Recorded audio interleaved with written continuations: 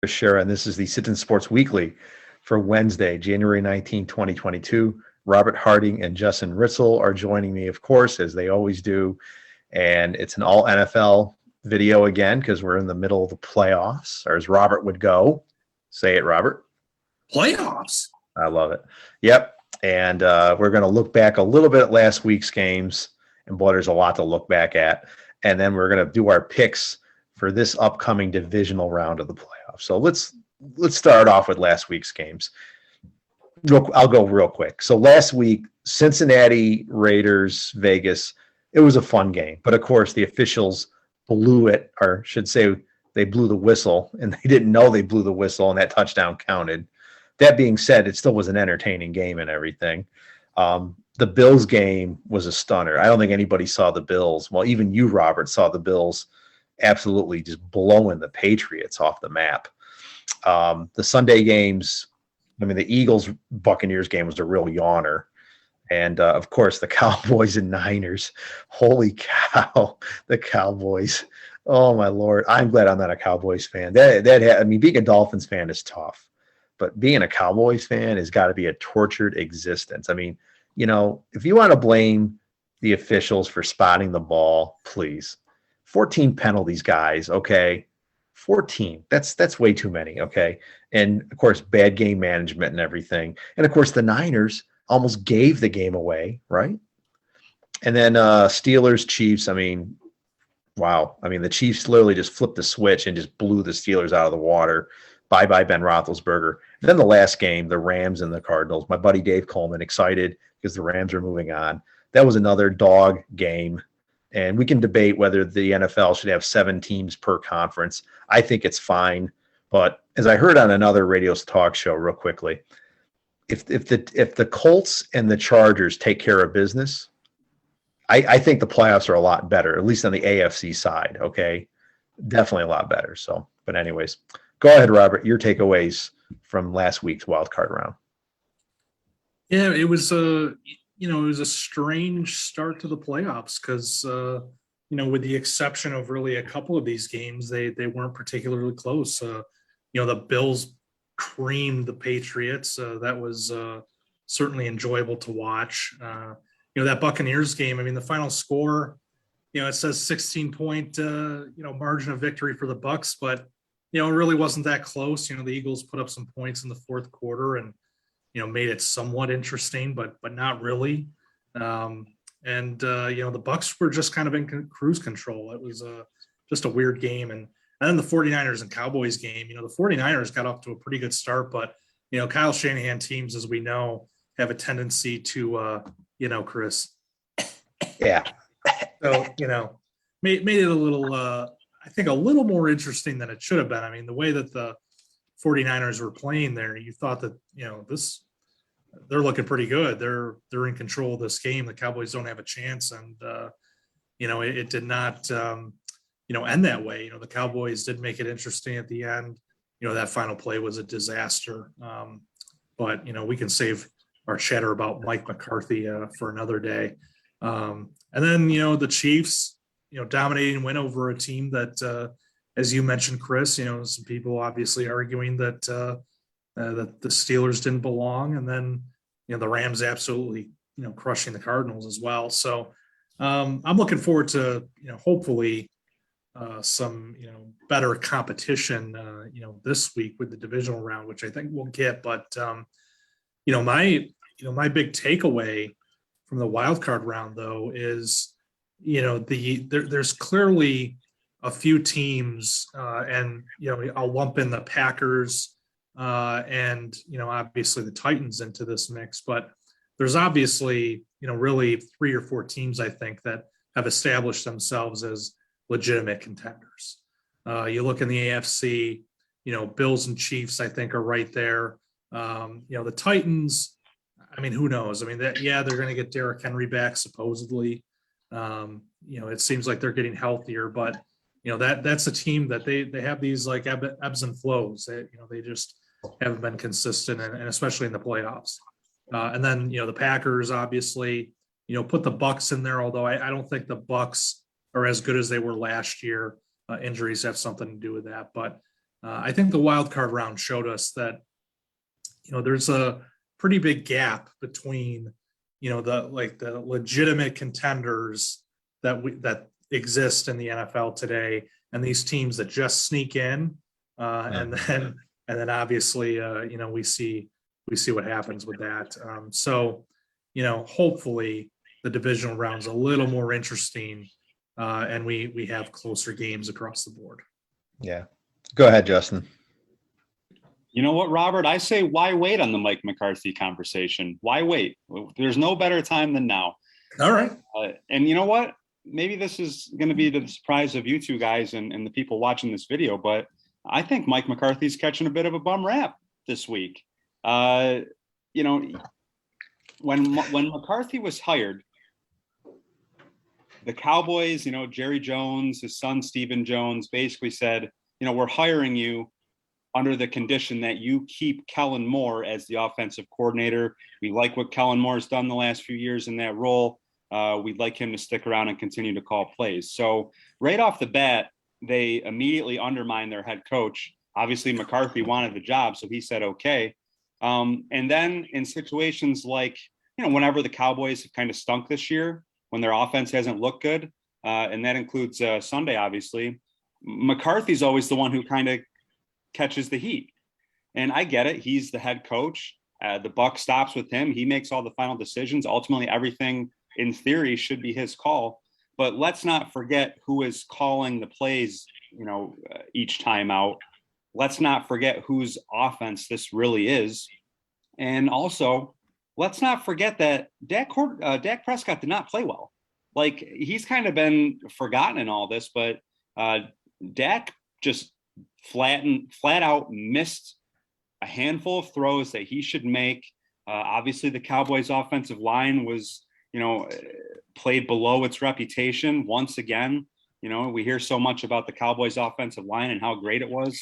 I think people are basing that more on their reputation from 5, 6, 7, 8 years ago than how they actually play. But at some point, yes, Mike McCarthy is the head coach, and he's going to receive the blame, fair or not. But you have to also hold the one of the highest paid quarterbacks in the league accountable, and you have to hold accountable the guy who is calling the plays. Like, people were talking about Kellen Moore as like a head coaching candidate in some circles. Like, I just don't see it. I'm sorry. Like, that is not an offense to me that can beat anyone. I think you saw it this season. They lit it up against bad teams, and when they played good teams, they weren't very good. So, hey, you want to say fire McCarthy, blah, blah, blah, whatever. I have a hard time seeing the Cowboys win a Super Bowl with Mike McCarthy. But at the same time, let's also acknowledge the two other major factors or major people with that offense who also had really bad days Sunday. And then just, to piggyback on that with another team that mid-season a lot of people thought was the best team in the NFC, and that's the Arizona Cardinals. I don't know if drastic measures are needed as far as firing a coach and looking for a new quarterback. But if you're a Cardinals fan and you saw what Kyler Murray did on Monday night, I don't know how you can feel good about his ability in the future to string together 3 or 4 good playoff games to win a Super Bowl. Like I said it way back, there was that clip from his rookie season from the preseason when he got hit like awkwardly, or he got hit hard, and he kind of made a comment that was caught on NFL films like, oh man, you guys are really playing, like you guys are hitting hard, blah, blah, blah. There's just something about Kyler Murray, his mentality that like, and maybe this isn't fair, but he doesn't strike me as a guy who can overcome adversity or thrive when the circumstances are against him. And in the playoffs, not everything's going to go smoothly for you all the time. You have to be able to kind of overcome that stuff. And he obviously did not on Monday night. He looked terrible. He looked like the worst quarterback in the playoffs. So concerning times ahead for the Cardinals, I think. Yeah. I do want to jump in on this Dallas talk though, because I agree with Ritz on Dak, because I think when you look at his play down the stretch, I think there's some red flags there. I mean, He did not play well in some of those games. The numbers might tell a different story, but especially in the playoff game, he just did not play well. But yeah, I mean, I agree with Justin on McCarthy as well. I think he's getting, I think some of the clock management decisions. I think certainly, that's where you can look at McCarthy and say, hey, look, this is your ship. You've got to write it. But in terms of the offense, though. To Justin's point, this is of the Joneses making. They wanted Kellen Moore in that spot, so I think that's something that has to be considered as well. But I'll just leave you with this: the Cowboys went 12-5 in the regular season, and they went 6-0 against their NFC least counterparts. Yeah. So that means that they're a barely 500 team against the rest of the league, and this is why we need to break up the NFC least. These teams are bum teams. Let's see how the Cowboys do in a real division against some other competition instead of these pushovers. I think we should create, we really need to spread those teams around because it's just ridiculous that this division continues to suck year after year after year. This year, people look at it and say, oh, they get 2 playoff teams in. Yeah, well, the Eagles were, 9-8? I mean, come on, what are we talking about here? And then the Cowboys rough up an easy schedule and get in as a division winner. So, it's time to move on from these historic rivalries. The league has moved on. You look at the teams that, you look at the different rivalries that are out there now, and they're not really in the division, with the exception of maybe the Packers-Bears that, has some history to it, but Aaron Rodgers owns the Bears, as he let us know. So, I just think that, we're overdue for realignment. And that's not going to happen. I think Dallas and those teams, like this idea that, we need to keep these NFC East rivals together. No, you don't. I've seen plenty of those bum games on TV because, Fox Syracuse has to force feed Giants games down our throats. And look, there's nothing to see there. That team's an embarrassment. Let's move on from some of these divisions and reconfigure and make it more interesting. We can have this conversation during the offseason, but I will throw this out there. Robert, what about this? What about swapping Buffalo for Baltimore? Have Buffalo move to the north and Baltimore to the east. So you'd have Buffalo, Cleveland, Buffalo, Pittsburgh, Buffalo, Cincinnati. I mean, that's the thing about it. These divisions have been in place for 20 years. I think you could make some compelling divisions, and I think that it's time to consider that. And it's not just the NFC East. I mean, you look at some of the other divisions too. The AFC South. With that division, you got Indianapolis playing. The Houstons, the Tennessees of the world. Let's put them in a different division. You could put the Bills in a different division. You could put them in with, the Pittsburghs or the Clevelands or, however you want to do it. But I just think that we're due for a fresh look in terms of how the divisions are configured, especially with some of these divisions where, the competition ain't that great. And so, how much longer can we go with these divisions being mediocre? And you have the situation that we have now where some teams know that they can sneak in the playoffs because of a bad schedule, and that doesn't increase the competition in the league. That just is taking advantage of a situation. And here we are, with a wild card round that really wasn't fun to watch in a lot of respects. So, all right, let's move on to the picks. So last week, Justin, 5-1 against the spread. Bravo, sir. That is extraordinary. And you almost had the perfect week. The only game that tripped you up was the Arizona Rams game. What's that? Oh, okay. Yeah, it's not a choke. And yours truly went 4-2, and Robert went 3-3. So, now I will say that this weekend's games much tougher than last weekend's on paper, much tougher. And we discussed this before, but I am actually going to put in a parlay on my picks against the spread.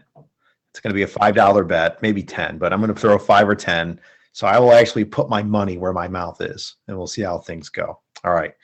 You guys don't have to do that, but I'm going to. So I'm going to, put my money where my mouth is. So, yeah. We'll probably never see that money, but that's another topic. So, anyways, our first game, the Saturday afternoon game, is Cincinnati at Tennessee. Tennessee is a 3.5-point favorite. Robert, who do you like? The Bengals could be a compelling pick here just because of how they play on offense, and the defense is good. I think that they certainly showed against the Raiders that they can get to the quarterback, they can make plays on the defensive side of the ball. Then on an offense, I mean, you got Joey Burrow playing pretty well, Jamar Chase, T. Higgins, and Joe Mixon, of course. These are all guys that have a lot of talent and can make a lot of plays. But Tennessee also has some playmakers, and they could get a big one coming back with Derrick Henry. I think he's been practicing. AJ Brown's there. Tannehill plays better when those guys are healthy and in the lineup. Tennessee's at home, and I'm gonna be riding with them in this one. I think that they will take care of business and advance to the AFC Championship game. Justin, who do you like? Yeah, so I understand that there's a chance Derrick Henry is going to play, but I just wonder with so much time off and the nature of his injury, even though Derrick Henry is obviously a freak of nature, I don't think we're going to get Derrick Henry at 100%. I don't know if we're going to get him at 75%. That's too big of a unknown for me. And when he's not right, or when he's not playing, the Titans obviously are just not the same offense. They kind of hover in that 20 to 24 point range. And I think you're going to need to score more to beat the Bengals. There's something about Joe Burrow, between his last year at LSU to what he's done this year, that he just has that DNA swagger. You want to use that word, Chris. I just think he has that ability to rise to the occasion. And I know as a Miami Dolphins fan, you're really grinding your teeth that you guys screwed up and weren't able to draft him. Yeah. That's a whole other conversation, I guess. But, it's 3.5 points. I think this can be a close game. I think the Titans are kind of obviously not the best team in the AFC. They kind of lucked into that number 1 seed. I say, why not? Let's take the Bengals. I think they'll be a more interesting team to watch in the AFC Championship. So, Cincinnati. Justin, I agree with you 100%. I'm taking the Bengals too. A couple things. Like we said, Joe Burrow's got swagger, and they have the weapons on offense to be able to keep up with the Titans. The thing about the Titans is there's a couple things. Number one, like I said, Henry. How many plays is he going to get? I mean, this guy hasn't played in 2.5 months. I mean, I'm not saying he's out of shape or anything, but we all know that you just don't come off a 2.5 month break and get 30 carries or something like that. I mean, maybe he will, maybe, I don't know, but I just think that they're not going to use him like if he was completely healthy and had been playing the whole season. I think they cut back a little bit just because they not condition, not saying he's out of shape, but just, how many carries is he going to get? And then Ryan Tannehill. I'm sorry. I know he lit up the Dolphins a couple weeks ago, and this isn't any sour grapes or anything, but again, I still think that he is due for a real stinker of a game. And I think this is the week. It's just, and usually we see a number 1 seed. Sometimes they do get knocked off early. And I'm not going to say that Nashville there, Nissan Stadium is great home field advantage, like a place like Heinz Field or Arrowhead or, one of the great stadiums that were Lambeau Field, or even Highmark Stadium there. So I don't think the home field is going to be that important for the Titans. Now, look, the Titans can win this game. I think they can win this game. And if they do win this game, I think it'll be 3 points. So that means I'm picking the Bengals to cover, but I wouldn't be stunned if they actually did win the game either. So, all right, our next game is Justin's Green Bay Packers. And I don't know where Justin is right now because I'm seeing his name and not his face. There he is. They are 6-point favorites at home at Lambeau Field, the frozen tundra, against the 49ers. Justin, it's your team. You pick first. Go ahead. Green Bay by how many points? Well, let's provide a little analysis first. I'm not just Of going to, course. run through this great matchup on a whim. You know, I saw this really the moment that the Niners kind of went up by a couple scores against Dallas, because just the way the seedings are, it didn't matter what happened the rest of the way. If the Niners beat Dallas, they were coming to Lambeau. And I just, between the first take guys on ESPN, the Dan Orlovskis of the world, the moment the Niners went up in that game, they were like, oh, the Packers, they're not liking this outcome. Like, they don't want to see the 49ers, yada, yada, yada. The 49ers, they're a bad matchup for the Packers. And I just think that that's a bunch of garbage. I think people are basing that off of games that were played, between the Colin Kaepernick years, almost 10 years ago, to, even 2 years ago in their two matchups in 2019. These teams are so much different compared to even 2 years ago. Aaron Rodgers is such a different quarterback in that offense than he was 2 years ago. And this game is in Green Bay. Okay, this isn't in San Francisco. I think that makes a big difference, especially with the weather that they're predicting for Saturday night. The cold weather, freezing temperatures, maybe there's going to be a little snow. It's just a different kind of sport when you introduce that kind of stuff between, the 49ers pass rush. It's so much harder to pass rush on a slick, cold field than it is in warm temperatures like in San Francisco. I think that's a benefit to Green Bay. I don't think that the Niners running game, or this idea that they're going to control the clock and keep Aaron Rodgers off the field, I don't think that's based in anything we've seen this season. The Packers have been the best team in the NFL in terms of time of possession. They can play any kind of game and be successful. If you want to play a shootout kind of game where you got to score 35 points to win, they can win that kind of game. If you want to play ball control and limit possessions and basically, base the outcome on turnovers, well, hey, they have the best quarterback ever at limiting turnovers, and they're going against a quarterback who not only is known for making bad mistakes at bad times, but also is dealing with a thumb injury and now has a shoulder sprain. Mm-hmm. So I just think that you look at the paths to victory for both teams. I think the 49ers have to play well above their head to win this, whereas the Packers, they just got to keep doing what they've done all season, which is limit turnovers, and really over the last 8 weeks, convert in the red zone. I'm not worried about the 49ers pass rush.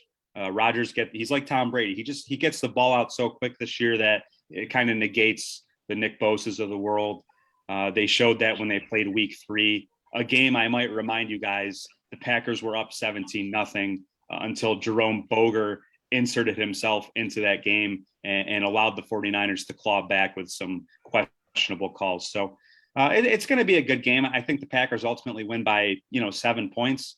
The Niners have good players between Kittle, Deebo Samuel, but I just think that the Packers, they just have so much talent. They have a lot more ways to beat you than the 49ers do. And if this game, if they start out hot and go up 10-0, 13-0, I think this actually could get away from San Francisco. So come on, I'm taking Green Bay. That was evident before I started talking. Well, yeah, the cover too. Obviously you said they're going by 7, so you get them covering the 6. So okay, Robert, go ahead. Yeah, I think it's, in this rush to anoint the 49ers as this, superior team with, in terms of running the ball, it's easy to forget that the Packers have quite the two-headed monster when they run the ball as well, with Aaron Jones and A.J. Dillon, who's the latter of whom has really established himself as, one of the premier power backs in the league. That guy could, knock out a grown man with his thighs, I think. So, I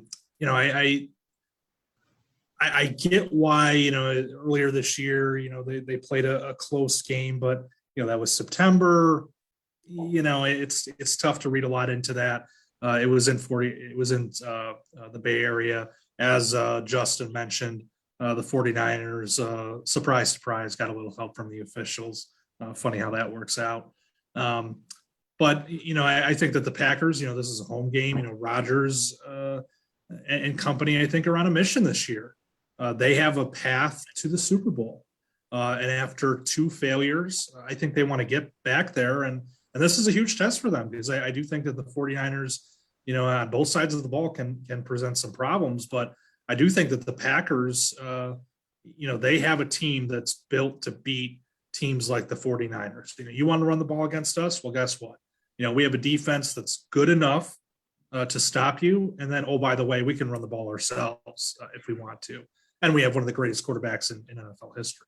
So I am riding with the Packers in this one. I was tempted to take the 49ers to cover yet again with that 6-point spread, but I think the Packers can win by 7 or more in this one. I think I think the 49ers will try and keep it close, but I think the Packers are just a much better team and should be able to win on Saturday night. Yeah. I agree with both you guys. I'm taking the Packers to cover the -6. I mean, look, like Robert said, Aaron Rodgers is on a mission. Like Justin said, Jimmy Garoppolo was banged up with a shoulder and a thumb injury. That's not good. And the cold, like Justin said too. I looked up the weather for all 4 of these games, and Green Bay obviously is going to have the worst weather of all of them, more of the temperatures than anything else. So, yeah, I'm going with the Packers, no doubt about that. I think Aaron Rodgers knows that last year was a golden opportunity to get another ring, and the team blew it against the Buccaneers at home. So I don't think they're going to let this one get away. So all right, Jimmy G has never played an NFL game in freezing temperatures, never. Yeah. So I think you got to do that. He did play collegiately at, I believe, Eastern Illinois. So he has played some cold weather games. Yeah, but so. Those seasons are done by middle of October. I get it. I get it. It's a little different than January. Yeah. 45 degrees is a lot different than 5, Okay. especially when, as we've said, he's hurt. Yep. Our next game is the Sunday afternoon game. The Los Angeles Rams, my buddy Dave Coleman, Rams fan since the 70s, always have to throw his name out, playing at the Tampa Bay Buccaneers. This game is going to be interesting, no doubt about it. Look, the Buccaneers, they're not the team they were last year. They've had injuries. They're not the same. And the other thing is the Rams, look, you can make the cases against them. Short week. Okay, they played Monday night. They're going to the East Coast for the early game. I get that. Okay. All the sheerisms that Robert loves to mock me for. But that being said, I'm disregarding them. I'm going with the Rams. I think the Rams have the defense to slow down the Bucs offense. And yes, I get it. Matt Stafford, he played well enough to win, but you know what I mean? But I still think the Rams have more weapons offensively than the Buccaneers. And I think they definitely have the defense. So it's a 3-point spread. I think the Rams can win it outright, but if they lose, I think they can cover the -3. So I am going with the Los Angeles Rams. Go ahead, Robert. Yeah, this is a tough game, really, because the Buccaneers are so banged up. We don't know what's going to happen with Fournette, who missed the wild card game. Same for Ronald Jones. Maybe one or both of those guys will be back. That'll certainly give them a boost. But still, Brady's throwing to Mike Evans and Gronk, and then kind of a cast of random characters from there. And the Rams have a pretty good defense, with Jalen Ramsey back there. They brought Eric Weddle out of retirement, dusted off the cobwebs on that guy. And then of course up front, you got Aaron Donald and Von Miller running around. So, that's going to make things interesting. To me, the X factor is Matt Stafford. Can he play a good enough game again? He got some help against the Cardinals because, the Cardinals absolutely stink. And the Rams, really leaned more heavily on the run than on Stafford's arm. They ran the ball pretty well in that game. Will they be able to do that in this game? I think so. I think that they can, replicate that against Tampa Bay. Tampa Bay, I don't think they look too good against the Eagles. Again, the score is a bit misleading there. I thought the defense played pretty well, but the Eagles are a fairly one-dimensional team. And then on offense, I thought there were times when, the Bucs, maybe could have moved the ball better in certain situations. So, I think the Rams, they're finding something in the playoffs. Stafford, I think, struggled a bit, but with Cam Akers back, he showed that, he looks pretty healthy. He looks pretty good. They got Sony Michelle running too, so they got a bit of a two-headed monster there as well. So it's going to be tough. It's never easy going into as an away team and winning on the road in the playoffs, but I will roll with the Rams in this one. Justin? Yeah, there are a lot of matchups. I think you can look at this game and say that it's in the Rams' favor between, obviously their pass rush going against a banged up offensive line for Tampa. Brady has not looked as good as he did early in the season when they've been missing some of these guys when he gets sped up a little bit. I don't know if they're going to be able to run against Tampa as well as they did against Arizona last week. I do think this is a game that Matt Stafford's going to have to throw the ball to win, and unfairly to him, maybe I'm still, even though he picked up that elusive first win last week, as you guys said, he didn't have to really make fantastic plays to win that game. The Cardinals just made so many mistakes. The running game and the defense really, I think, won that for LA. I think this is going to be a different type of game. It's going to rest on Matt Stafford's right arm to win it. And it comes down to me. I haven't seen him do it. I've seen Tom Brady, year after year after year, just when you think that something's at his disadvantage, he'll figure it out. They'll game plan something to expose whatever weakness the defense has. And again, like I said, this was my argument for why I think the Packers can beat the 49ers. It's the same with this matchup. Even if the Rams have a great defensive line and great pass rush, Tom Brady can get the ball out quick and negate that.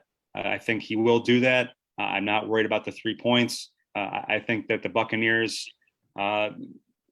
maybe they're down, but I don't think they're out. I think they take care of business on home field. And if Matt Stafford wins this game and gets it done, I'll give him credit because I've been hesitant to do so all season. I just think that until he shows he can do it in a big game when his back is against the wall, I'm going to be a non-believer. So give me Tampa Bay. All right. Our last game, Robert's Buffalo Bills, coming off that impressive shellacking of the Patriots. Going up against the Kansas City Chiefs and a rematch of the AFC Championship game from last year, the rematch of a Bills rout at Arrowhead earlier this season. Now, the line opened up what? Was it 3.5 or 3 for Kansas City? It was around what? 3.5? 2.5, yeah. 2.5, yeah. right. Well, it's now 1.5. So obviously people are putting money on the Bills, and Vegas is responding by lowering the spread. So Kansas City is now a 1.5 favorite. Robert, your team, go ahead and pick it. I know that a lot of people were happy about that win, I think back in week 5 or whatever it was, but that's not the Chiefs game that I wanted. I wanted this Bills Chiefs in the playoffs and at Arrowhead, because nothing would make me happier than watching a bunch of crying tomahawk choppers leave that stadium after their team just got their asses kicked. And that's what I'm looking forward to on Sunday. I think the Bills take this one. The Chiefs, I know that a lot of people make something out of, their play against the Steelers, but the Steelers are not a good team. Yeah, they're horrible. They didn't deserve to be in the playoffs. We saw time and time again, good offenses absolutely light them up. Kirk Cousins, put up big numbers against him. Justin Herbert put up big numbers against them. That's not the Steelers defense of old. So, yes, Mahomes had a great day, but certainly more impressive was Josh Allen going up against the greatest coach of all time's defense, a team that had one of the best defenses in the league, and he absolutely torched them. Josh Allen now runs the Patriots. Amazing. What a turnaround for this franchise. So, I think that this game will be competitive. I don't think it'll be a repeat of what happened in the fall where, the Bills seemed to run away with it. I think they won by 18 points. I think it'll be closer than that, but I think the Bills will win this one. And, it might be by 10 points, might be by 8. I don't care as long as they beat the absolute piss out of that team. I'm sick of hearing about Mahomes, sick of hearing about Andy Reid. Look, Andy, you're going to have plenty of time to eat cheeseburgers after Sunday, okay? And Mahomes, you and your brother can go on TikTok all you want after that, and your dumb wife can do whatever the hell she wants. But the Bills, not the Chiefs, will be moving on Sunday. They will be heading to the AFC title game to play for the spot in the Super Bowl. Go ahead, Justin. Yeah, I can't remember if I said this after that game when Buffalo lost to Tampa Bay, but almost completed that comeback, got that game in overtime when they looked dead in the water. And it just felt like, hey, if the Bills go on a run here, we're going to look back on the championship DVD and say, oh, well, that was the moment when the Bills season turned around, when they found that formula, which was, as kind of been begging for all season, is just put the ball in Josh Allen's hands and take the training wheels off, so to speak, this season, and just let your best player be your best player. And I think that game really opened the eyes of Brian Dable and McDermott and the offensive staff to say, hey, this is our recipe to win. It's been great that Devin Singletary's kind of come on in the last month to be that reliable running back who can make some plays. But don't be mistaken, this offense still runs through Josh Allen. And when the Bills finally realized that, oddly enough, is when their offense really turned it around. I know he had that I think 3 interception game at the end of the regular season, but he's just been lights out for a month and a half since that game. And his performance last weekend against the Patriots was, that's going to be something that in 10 years, Bills fans are still talking about. Like, he played perfectly. There's no other way to put it. I think my issue with the Chiefs is, you kind of heard this all season during the regular season when they kind of went through their funk, is that, the Chiefs get bored. They've just had so much success over the last few years that you got Andy Reid calling these weird plays. And they did like that wildcat play against the Steelers that ultimately got blown up in return for a touchdown. And I just wonder, is that boredom, or are we at the point where that's just kind of who Andy Reid and Patrick Mahomes are, is they just can't help themselves but to try and run those stupid trick plays. And I think when you get to this time of year, stuff like that goes against you and it can cost you a game. And I just think the Chiefs, there's going to be a couple times in this game when they try to get too cute and it blows up in their face. And I think the Bills are going to take advantage. And I expect Buffalo will return to the AFC Championship. I just think that Josh Allen's playing too well right now. I think Patrick Mahomes still makes a mistake or two a game that hasn't cost him yet. I think it will this week. I like Buffalo to go back to the AFC title game. Yeah, and that's where I'm going to. Dolphins fan, reluctant to pick the Bills, but you have to look at this objectively. Yeah, I mean, look, the Bills to me. Don't be stupid. Yeah, the Bills arguably have the best defense outside of the Rams, maybe. But the Bills in the AFC have the best defense still playing. And again, they, like Justin alluded to, they're running the football now, and that's the key thing. And they're a juggernaut right now. And you could argue this is the true AFC Championship game, that the Chiefs and the Bills are the two best teams in the AFC. No offense to the Bengals and the Titans, who are both good teams too, but arguably, to me, these are the two best teams in the AFC. There comes a point where one team is ascending and one team is descending. And, there was a playoff game 50 years ago, Dolphins Chiefs, actually, in the divisional round, where it was Don Shula's second year, and the Dolphins beat the Chiefs in double overtime and went to their first Super Bowl. They lost it to the Cowboys, by the way, but it was beginning of the dynasty. Okay. The Chiefs had been the AFC power before that. Okay. I think you can make the same argument, history repeating itself. Of course, it's the Bills now. The Bills have been building for this moment for 5 years now, since they dumped that loser Rex Ryan and hired Sean McDermott. This is what they've been building up to.